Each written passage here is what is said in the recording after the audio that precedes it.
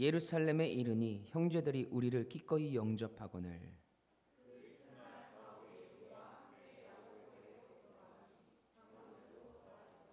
바울이 문안하고 하나님이 자기의 사역으로 말미암아 이방 가운데 하신 일을 낱낱이 말하니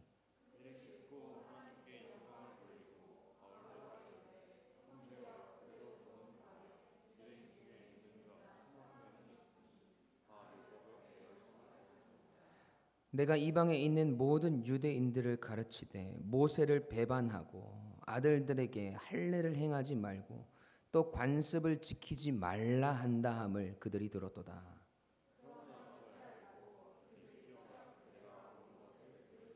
우리가 말하는 대로 이대로 하라. 서원한 네 사람이 우리에게 있으니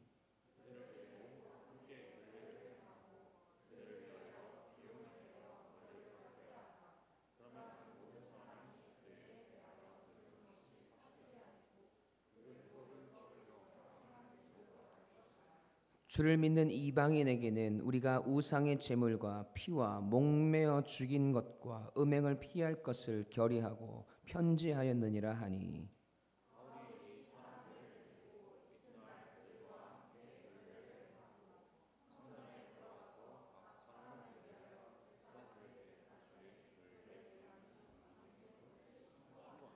아멘. 살아계신 하나님의 말씀입니다. 오늘은 후회가 없는 사명의 길을 가다 8번째 시간입니다. 오늘은 한 영혼을 위하여 무엇이든 이라는 말씀의 제목으로 우리가 함께 귀한 은혜를 나누기 원합니다. 우리는 지난 시간 사도 바울이 3차례에 걸친 이 전도 여행을 선교 여행을 마무리하면서 예루살렘으로 향하는 여정 가운데 만난 수많은 사람들이 그곳에 가면 바울이 당하게 될 결박과 환난을 걱정하면서 사도 바울을 뜯어 말리는 일들이 있었습니다. 그곳에 가지 마십시오. 그곳에 가면 당신에게 고난이 있을 것입니다. 사도 바울을 걱정하는 이 인간적인 정과 마음들은 다 이해하지만 그럼에도 불구하고 사도 바울은 흔들리지 않는 견고한 사명감을 붙들고 예루살렘을 향해서 계속해서 나아갑니다. 그리고 마침내 예루살렘에 도착을 했어요. 오늘 보면 17절에 나오죠. 예루살렘에 이르니 형제들이 우리를 기꺼이 영접하거늘. 예루살렘에 도착했을 때 사도 바울과 전도팀을 수많은 사람들이 기쁘게 영접을 합니다. 그리고 이제 하루가 지나고 다음 날이 되었어요. 이 바울이 선교팀과 함께 예루살렘 교회의 이 대표격인 이 야고보를 찾아갑니다. 거기에는 야고보뿐만 아니라 다른 장로들도 있었어요. 그들 앞에서 사도 바울은 지난 전도 여행의 여정들과 그 속에 있어졌던 열매들과 은혜들에 대해서 보고를 합니다. 선교 보고를 한 것이죠. 본문 19절 20절 말씀 함께 읽어볼게요. 함께 읽습니다. 시작.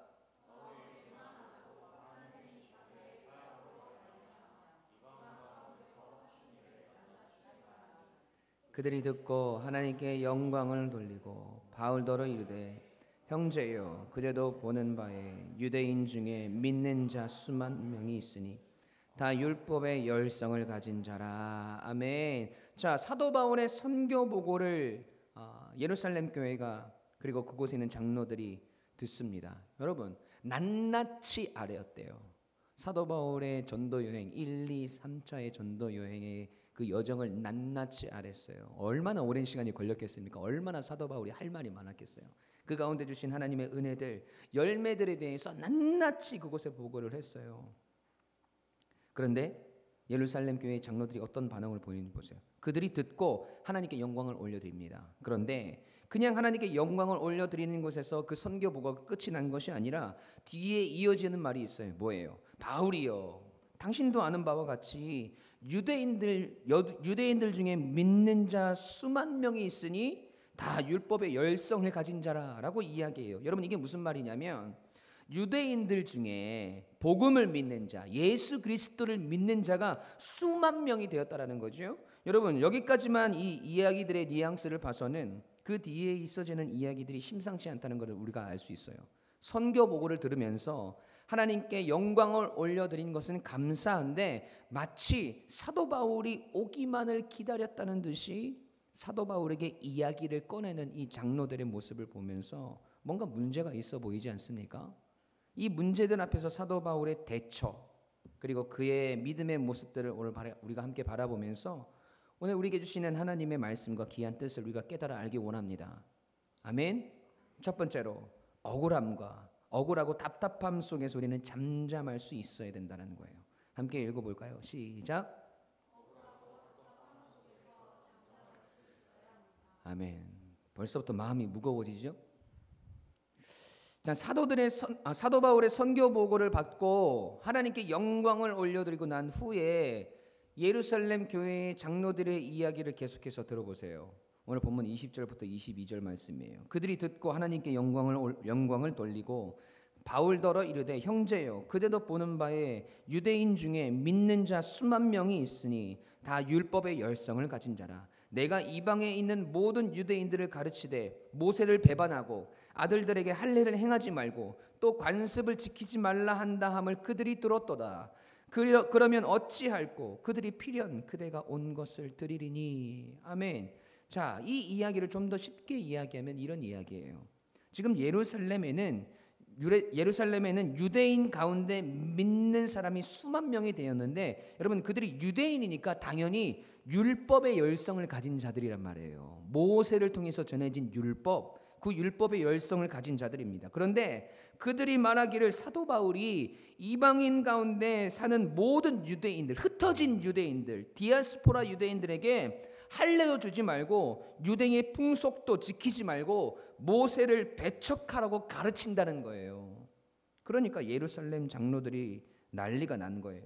지금 사도 바울이 왔다는 소식을 들으면 그 사람들이 와가지고 지금 난리가 날 게 뻔한데 어떻게 하면 좋냐는 거죠. 당시 율법에 열성적이던 유대인들이 이방 선교를 하는 바울을 오해하면서 또 싫어했음을 알 수 있는 거죠.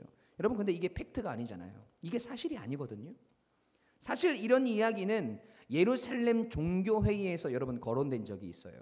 사도행전 15장으로 거슬러 올라가는데 사도 바울이 1차 전도 여행을 마치고 안디옥 교회에 있을 때예요. 어떤 사람들이 유대에서부터 와가지고 안디옥 지역에 이상한 진리들을 가르치기 시작합니다. 그 내용이 뭐냐면 사도행전 15장 1절 말씀이에요. 함께 읽어볼까요? 시작.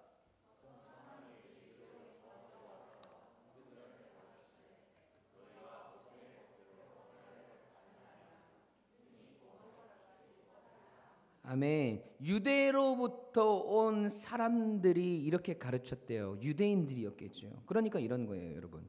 예수 그리스도를 믿는 것으로 구원이 충분하지 않습니다.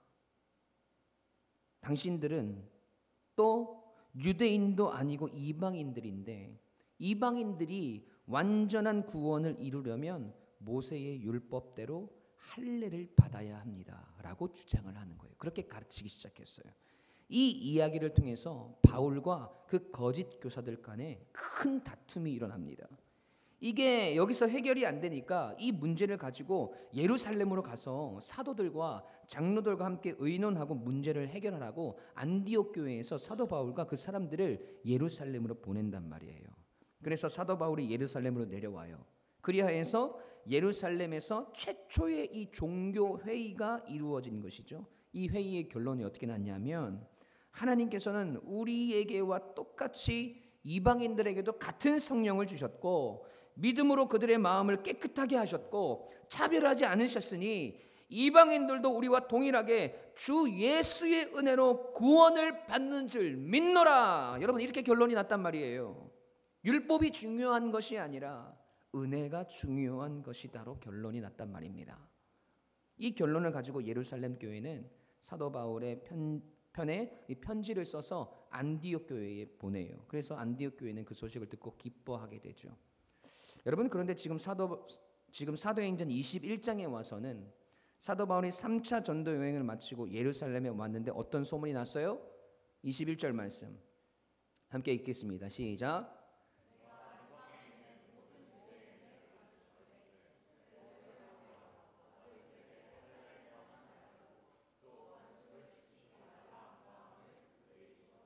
아멘. 여러분 이 너무한 거 아니에요? 이게 사실이 아니잖아요. 그리고 예루살렘에 있는 장로들이나 사도들이 이것이 팩트가 아닌 것을 알고 있습니까? 모릅니까? 그들이 알고 있잖아요. 예루살렘에 있는 사도들, 장로들, 그들과 같이 회의했던 내용 아니에요?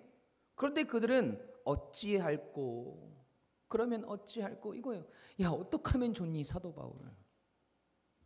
그렇게 걱정하고 있습니다. 물론 그 뒤에 사도 바울에게 이 일을 좀 더 융통성 있게 넘어갈 방법을 알려주기는 하지만, 여러분, 제가 사도 바울의 입장이었으면 너무너무 서운하고 너무너무 억울할 것 같아요. 여러분, 지금 사도 바울이 뭐 하다 왔어요? 예루살렘에 뭐 하다 왔어요? 전도 여행하다 왔잖아요. 선교하다 왔단 말입니다. 목숨 걸고 복음을 전하고, 그리고 정말 오랜만에 이 예루살렘에 왔지 않습니까? 사도행전 15장에서 예루살렘 종교회의를 할 때 오고 2, 3차 전도 여행을 거쳐서 정말 오랜만에 예루살렘에 왔단 말이에요. 그리고 지금 사도 바울이 그냥 온 게 아니에요. 오늘 본문에는 나와 있지 않지만 엄청난 것을 가지고 왔어요. 사도행전 24장 17절 말씀 함께 읽어보겠습니다. 시작.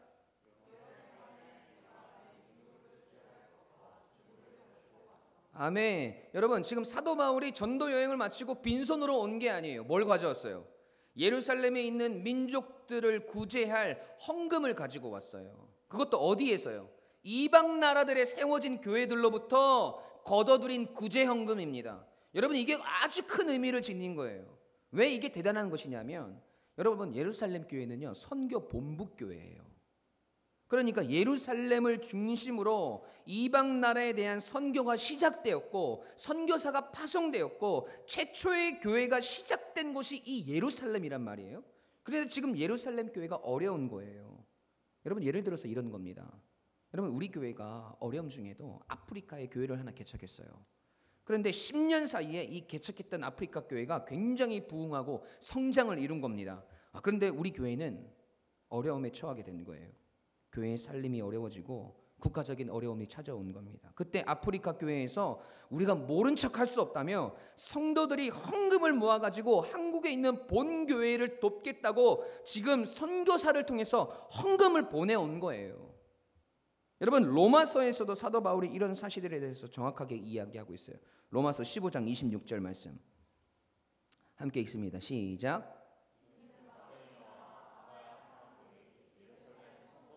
가난한 자를 위하여 기쁘게 얼마나 연보하였습니다. 아멘. 여러분, 이게 얼마나 감사하고 귀한 일입니까? 사도 바울이 이 헌금을 가지고 어려운 예루살렘 교회를 향해 오면서 얼마나 감사하고 또 이 구제 헌금을 통해 기뻐할 사람들을 생각하면서 사도 바울이 설레었겠어요. 그런데 여러분, 이게 무슨 일이에요? 예수를 믿는 수많은 유대인들이 있는데 그들이 사도 바울이 오기만을 기다렸다가 이 따지고 들려고 눈을 부릅뜨고 있다는 겁니다. 이런 이야기를 들었음에도 예루살렘 교회의 장로들은 바울의 편에서 그에게 변론을 하고 논쟁을 하고 한 것이 아니라 이상한 방법들을 알려주고 어찌하면 좋겠나라고 이야기하는 거예요. 여러분, 이거 정말 기운 빠지는 일 아닙니까? 여러분의 일상에서 이 이야기들을 가져가 볼까요? 제가 너무 좋아하는 친구가 있어요. 믿었던 친구, 사랑하는 친구. 그 친구와 함께 먹으려고 맛있는 케이크를 하나 사들고 갑니다. 그리고 그 친구를 딱 만났어요. 친구야, 내가 널 위해서 이 케이크를 사왔어. 이 케이크를 같이 먹지 않으련 탁. 그래서 이 정성 들여서 산 이 케이크를 딱 줬단 말이야. 그래서 그 케이크를 딱 봤더니 친구가 케이크 고마워. 그런데 너 저번에 나한테 왜 이렇게 얘기했어? 너 그때 다른 사람한테 들어보니까 나에 대해서 뭐라고 하고 다녔다 그러던데 어떻게 그럴 수 있어? 그렇게 친구가 따지기 시작한단 말이에요.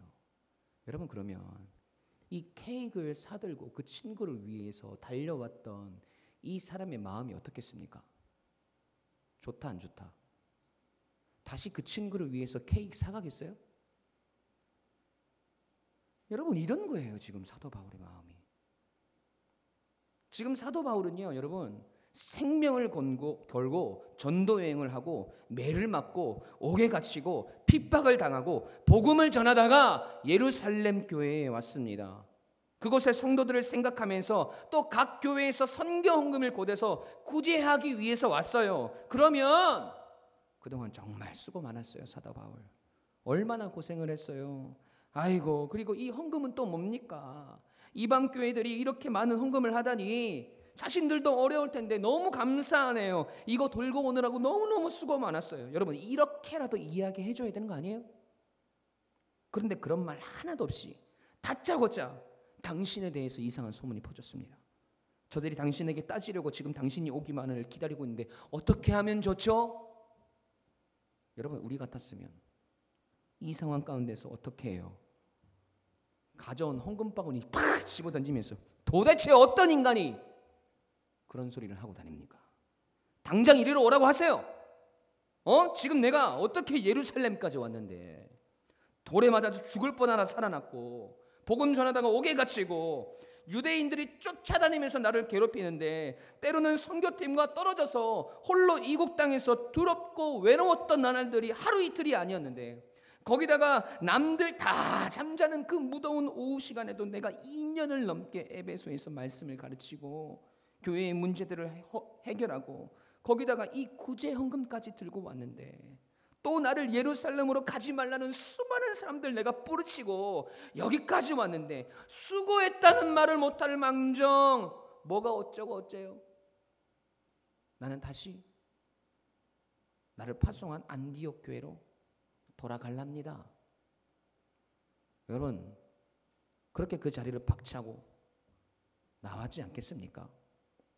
억울하고 서운하고 그동안에 참아왔던 그 고단함들, 외로움들, 두려움들 그것들이 한 방에 다 터져서 눈물을 흘리면서 나 이제 그만할랍니다 라고 말하기에 충분한 상황 아니에요?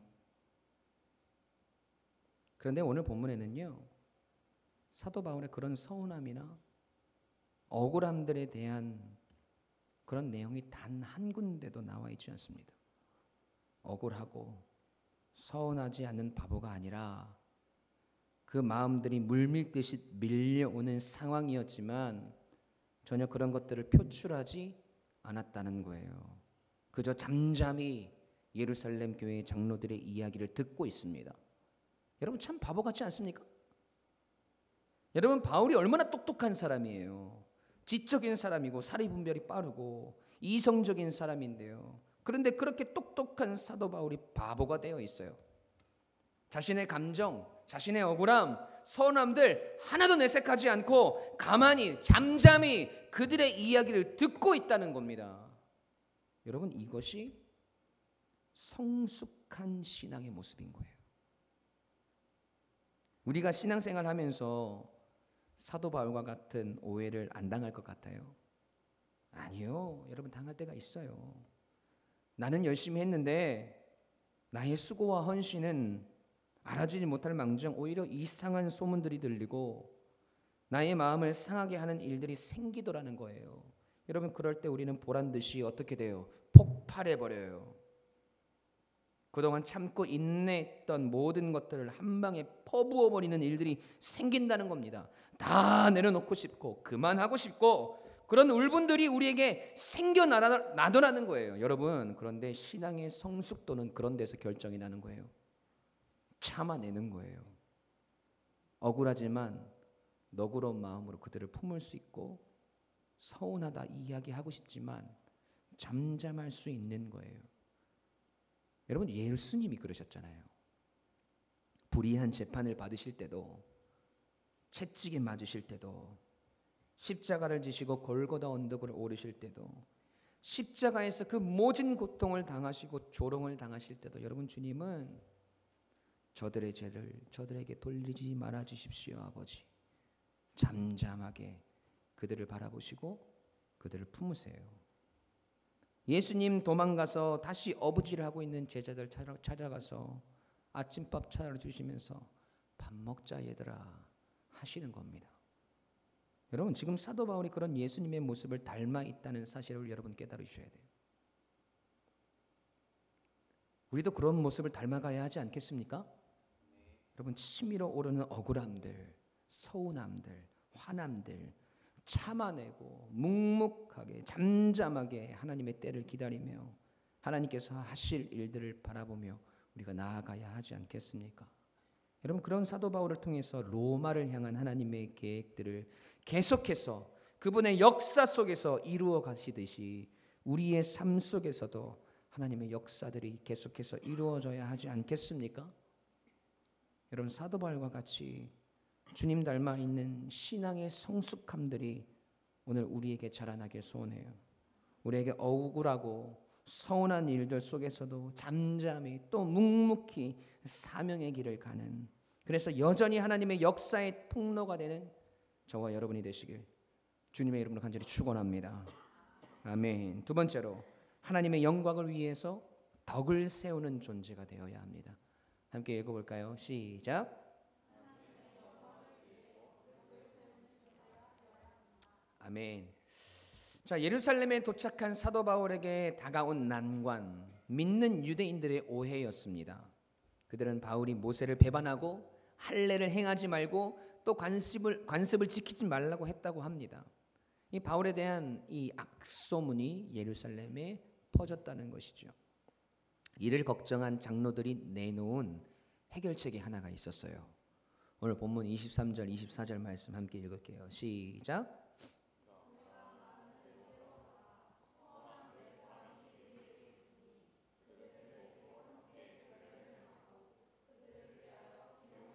머리를 깎게 하라.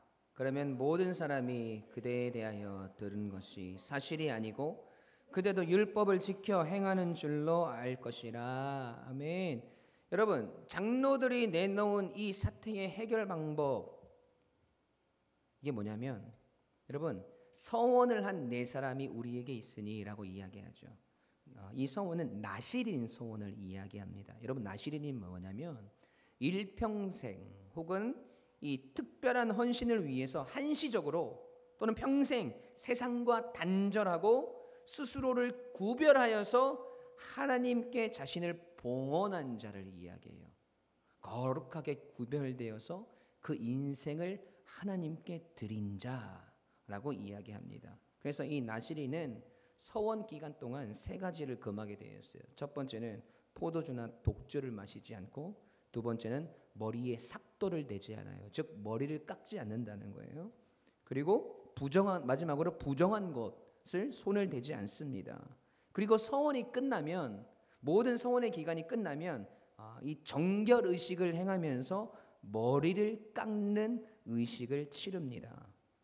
그들을 사도 바울이 데리고 가서 함께 정결 예식을 행하고 머리를 깎게 하고 이 나시린 서원이 종료되었음을 알리라. 그리고 그 모든 비용을 다 사도 바울이 대라고 하는 거예요. 예식을 드릴, 정결 예식, 제사를 드리려면 뭘 바쳐야 됩니까? 제물을 바쳐야 되잖아요. 그 제물을 구입하는 비용들이나 모든 예식에 대한 절차들을 사도 바울이 다 주관해라. 그러면 어떻게 합니까? 사람들은 바울에 대한 소문이 전혀 사실이 아니며 도리어 바울이 율법을 지키며 바로 살고 있음을 알게 될 것이라고 이야기해요. 바울에 대한 오해가 풀릴 것이라고 이야기하는 것이죠. 여러분, 당시에 나시린 성원을 하려면 제물을 바치고 제사를 드려야 했기에 상당한 돈이 필요했습니다. 그래서 유대인들은요, 가난한 이웃의 비용을 대신 지불해 주는 걸 경건한 행동으로 여겼단 말이죠.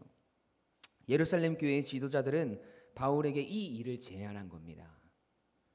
그가 이렇게 하면 유대 관습을 존중한다는 증거가 될 것이기 때문이지요. 이 이야기를 듣고 사도 바울은 어떤 반응을 보입니까? 오늘 본문 마지막 절이에요. 26절 말씀 함께 읽습니다. 시작.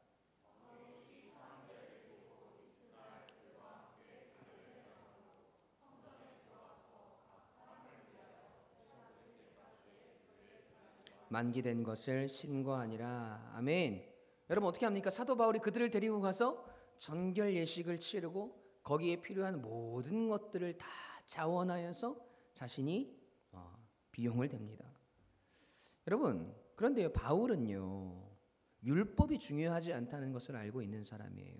그렇잖아요. 왜냐하면 예수 그리스도를 통하여서 율법은 이미 완전해졌고 율법을 폐하러 주님이 오셨고 율법이 아닌 하나님의 은혜로 구원을 받는 것을 사도 바울이 알고 있습니다. 그런데 왜 사도 바울은 고민하지 않고 바로 다음 날 나시린들을 데리고 정결 의식을 행하고 모든 비용을 지불하는 일들을 감당해야 했냐는 거예요. 기세등등하게 바울을 바라보고 있는 유대인들 때문일까요? 여러분, 바울의 마음이 변절되었기 때문일까요? 여러분, 아니에요. 사도 바울이 고린도전서에 뭐라고 고백하는지 보세요. 고린도전서 9장 19절에서 23절까지의 말씀이에요. 제가 읽어드릴게요. 내가 모든 사람에게 자유로우나 스스로 모든 사람에게 종이 된 것은 더 많은 사람을 얻고자 함이라. 유대인들에게 내가 유대인과 같이 된 것은 유대인들을 얻고자 함이요, 율법 아래에 있는 자들에게 내가 율법 아래에 있지 아니하나 율법 아래에 있는 자 같이 된 것은 율법 아래에 있는 자들을 얻고자 함이요, 율법 없는 자에게는 내가 하나님께는 율법 없는 자가 아니요 도리어 그리스도의 율법 아래에 있는 자이나 율법 없는 자와 같이 된 것은 율법 없는 자들을 얻고자 함이라. 약한 자들에게 내가 약한 자와 같이 된 것은 약한 자들을 얻고자 함이요, 내가 여러 사람에게 여러 모습이 된 것은 아무쪼록 몇 사람이라도 구원하고자 함이니 내가 복음을 위하여 모든 것을 행함은 복음에 참여하고자 함이라. 아멘. 여러분, 결국 뭐예요? 사도 바울이 성전에 들어가서 나시린 서원을 한 사람들과 똑같이 결례를 행하는 것은 생명을 얻고자 함이라는 거예요. 마치 율법 아래에 있는 사람처럼 자신을 그 안으로 밀어넣습니다. 오직 생명을 얻기 위해서 말이에요. 이것이 이 땅을 살아가는 그리스도인의 아주 중요한 통찰력, 그 귀한 깨달음을 주는 사건이라는 거죠. 여러분, 바울은 지금 예루살렘을 거쳐서 로마로 향하는 거룩하고도 분명한 목적이 있는 사람이에요. 하나님께서 그 길을 예비하셨어요. 바울에게 말씀하셨단 말이죠. 하지만 예루살렘에서 이 거추장스러운 일들, 사실은 내가 신경 쓰지 않아도 되는 일들, 여러분 무시하지 않습니다. 율법 아래에 있는 자들에게 율법 아래에 있는 자처럼 자기 자신을 낮추어서 밀고 들어가요. 여러분, 이 말을 또 오해하고 자기 마음대로 해석하기 좋아하는 사람들이 있어요. 어떤 사람들이냐? 신앙생활 하면서 자신의 죄악과 믿음 없음을 합리화하는 사람, 이런 거죠. 오늘 내가 주일 예배를 빠지고 친구들과 모임에 가면 그들과 같이 함으로 그 사람들을 하나님께로 인도하려 함이라. 그들과 같이 먹고 즐기면서 그들 속으로 들어가면 나를 낮추어 그들과 같이 되고자 함이라. 말은 천하장사예요. 그러면서 그 사람들이랑 똑같이 놀고 마시고 즐기고 욕하고 떠들고 있어요. 여러분, 그 사람들이 여러분 보는 데서는 이야, 넌 굉장히 쿨한 그리스도인이구나. 괜찮아, 한 주 빠지는 건데 뭐 어때? 하나님도 우리랑 같이 있다면 용서해 주실 거야. 여러분, 앞에서는 이렇게 이야기하면서 돌아다니시면 교회 다니는 뭐 별 수 없네, 우리랑 똑같네, 이렇게 이야기한다는 거예요. 여러분, 이 말씀은 그런데 적용하는 게 아닙니다. 그런 일들에 타협하라고 주신 말씀이 아니에요. 분명한 것은 죄와는 구별되어져야 한다는 것입니다. 고린도전서 10장 23절 말씀 함께 읽겠습니다. 시작. 모든 것이 가하나 모든 것이 덕을 세우는 것은 아니니. 아멘. 여러분, 오늘 사도 바울의 행동은요, 예수 그리스도를 믿지만 아직 유대인의 습성, 이 율법에 대한 마음을 가지고 있던 이 사람들의 이 상해 있던 마음, 그로 인해서 사도 바울에게 가졌던 그 오해들, 그것들을 해결해 주기 위한, 해소해 주기 위한 사도 바울의 낮아짐이었고 그들을 지극히 이해하는 사도 바울의 마음이었다는 거예요. 여러분, 사실 사도 바울에게는 이 자존심 상하는 일들이 되어질 수 있어요. 왜냐하면 자신이 가르치고 선포한 말들이 있잖아요. 하나님의 은혜로 충분한 것을 분명히 알고 있는데, 내가 믿는 믿음 안에서는 이제 율법으로 우리가 자유할 수 없는데 내가 저 일을 행해야 한다고, 예수님으로 충분한데 저 우둔한 율법주의자들 속으로 내가 들어가야 한다고 하는 생각이 들 수도 있는 겁니다. 여러분, 억울한 일들, 서운한 일들을 참겠는데 또 우리는 자존심 건드리는 거 못 참잖아요. 그래서 그들에게 소리치는 거예요. 그래, 너희들이 이야기한 것들의 오해는 있지만 내 말을 잘 들어라. 율법은 이미 폐하여졌어. 너희들이 이야기하는 것은 다 필요가 없어. 그러니 정신 똑바로 차려. 여러분 이렇게 이야기했다면 그 유대인들은 완전히 실망하지 않았겠습니까? 이제 예수 그리스도에 대해서 믿기 시작한 연약한 믿음의 유대인들의 마음을 휘저어놔서 그들에게 실망감과 고통을, 상처를 주지 않았겠습니까? 그러면 얻어지는 것이 하나도 없게 되는 거죠. 그냥 서로 상처만 남게 되는 겁니다. 여러분 그런데 이런 자존심 사도 바울한테는 하나도 중요한 게 아니에요. 믿음이 아직 연약한 유대인들, 자신들의 관심에 아직 완전히 벗어나지 못한 자들의 이 상처 입은 마음을 치유하기 위해서, 오해를 풀기 위해서 그런 자존심 기꺼이 버릴 수 있는 거예요. 그것이 영혼을 향한 일이고 그리스도인으로서 덕을 세우는 이름을 사도 바울은 너무나 잘 알고 있기 때문입니다. 그 덕을 세움을 통해서 한 영혼이라도 그리스도인들은 무언가 다르구나, 하나님 믿는 사람들은 확실히 뭔가가 있구나라는 고백을 받아내야 하는 거예요. 그것을 위해서 우리가 손해보고 낮아지고 참아내고 행하는 것, 그것이 오늘 본문에서 사도 바울이 나시린 서원을 한 사람들과 함께 정결의식을 치른 일들이 주는 메시지입니다.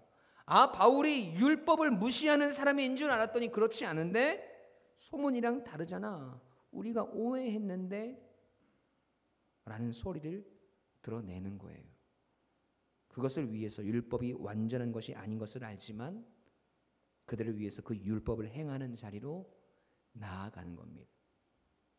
여러분 이 일이 한 영혼을 얻는 일이라면, 하나님의 영광을 위해서라면 기꺼이 낮아지고 기꺼이 손해보고 기꺼이 그들 속으로 들어가는 거예요. 고린도전서 10장 31절 32절 말씀 함께 읽어보겠습니다. 시작.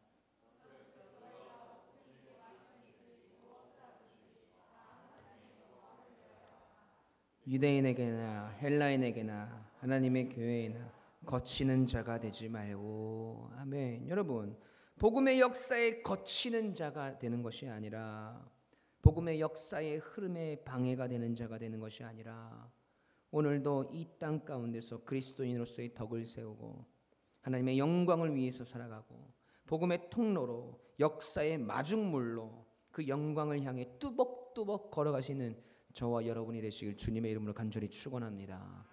여러분 우리의 자존심 중요하죠. 우리의 억울한 마음 해소하는 것, 우리의 서운한 마음들 위로받는 것, 여러분 중요하죠.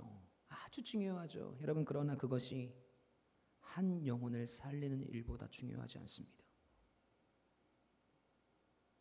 때론 우리의 열심이, 때론 우리의 헌신이, 우리의 노력이 하루아침에 다른 이들에게 오해와 상처가 될 수도 있고, 그들을 통해서 우리가 힘이 빠지고 다 내려놓고 싶어질 때도 있지만, 여러분 그 속에서 한 번 더 주님을 생각하고 주님께서 우리에게 보여주시고 오늘 사도 바울이 주님을 따라 행한 그 잠잠함, 또 묵묵함으로 또 나를 세우기보다 영혼을 생각하며 덕을 세우기 위한 우리의 낮아짐이 있어지는 신앙의 성숙의 자리로 나아가시길 간절히 소원합니다. 오늘도 하나님의 영광을 위해 내가 무엇을 할 것인가? 한 영혼을 살리기 위해, 한 영혼을 얻기 위해 내가 어떤 존재가 될 것인가를 기억하며 오늘도 후회가 없는 사명의 길을 가시는 저와 여러분이 되시길 주님의 이름으로 간절히 축원합니다. 아멘. 우리 함께 찬양하실까요?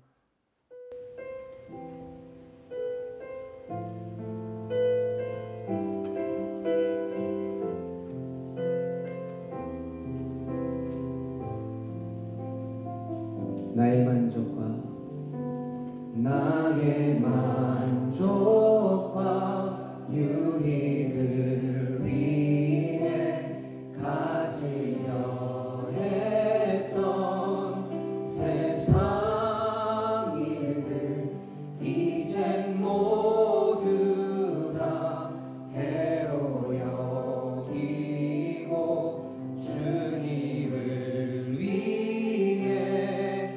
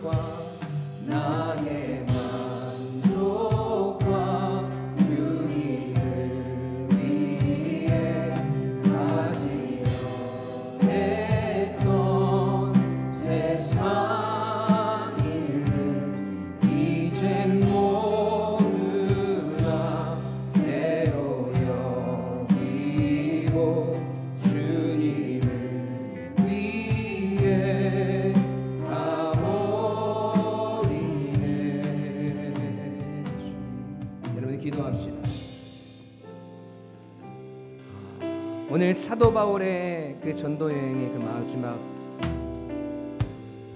그 현장 가운데 여러분 자칫 억울하고 답답함들이 사도 바울에게 다가올 수 있을 겁니다. 하지만 그 속에서 사도 바울은 잠잠하였고 묵묵히 그들의 이야기를 드러냅니다. 그리고 그들이 원하는 대로 유대인들의 관습에 따라 정결의식과 그 모든 비용들을 사도 바울이 지불합니다. 여러분, 이것이 무엇을 위해서였습니까? 한 영혼을 얻기 위해서였습니다. 믿음이 연약한 유대인들을 얻기 위해서였습니다. 그들은 사도 바울의 모습을 바라보면서 그 오해가 풀려지고 다시 하나님을 바라보게 되었을 것입니다. 여러분, 사도 바울은 그렇게 주님을 닮아가는 모습을 살아냅니다. 억울하고 답답함 속에서 잠잠할 수 있었던 이유는 하나님의 영광을 위해서였고, 그 수많은 자존심이 상하는 일들 중에서도 참아낼 수 있었던 이유는 덕을 세우며 한 영혼을 하나님께로 인도하여 내기 위함이었습니다. 여러분, 그 속에서 사도 바울이 느꼈던 감정이 무엇이었을까요? 네, 바로 예수님이었습니다. 주님도 이렇게 참아내셨겠구나. 주님도 이렇게 억울해하셨겠구나. 주님도 이 모든 것을 견뎌내며 잠잠하셨구나. 여러분, 그것이 사도 바울이 고백했던 내가 주님을 알아가는 것, 주님을 배워가는 것이었습니다. 오늘도 그렇게 우리가 주님을 닮아 있는 모습으로, 사도 바울과 같은 모습으로 성숙한 그리스도인으로 내가 살아가게 해달라고, 한 영혼을 구원하기 위해 모든 것을 참아내고 견뎌내며 우리의 억울함들, 답답한 일들, 우리의 자존심들 다 내려놓고 생명을 살리는 그 일에 우리의 모든 것들을 걸어낼 수 있는 주님을 닮아 있는 우리의 모습으로 그렇게 우리가 살아가게 해달라고, 우리 시간 함께 주님 앞에 기도하며 나아가겠습니다. 여러분, 간절함으로 주님 앞에 기도하십시다.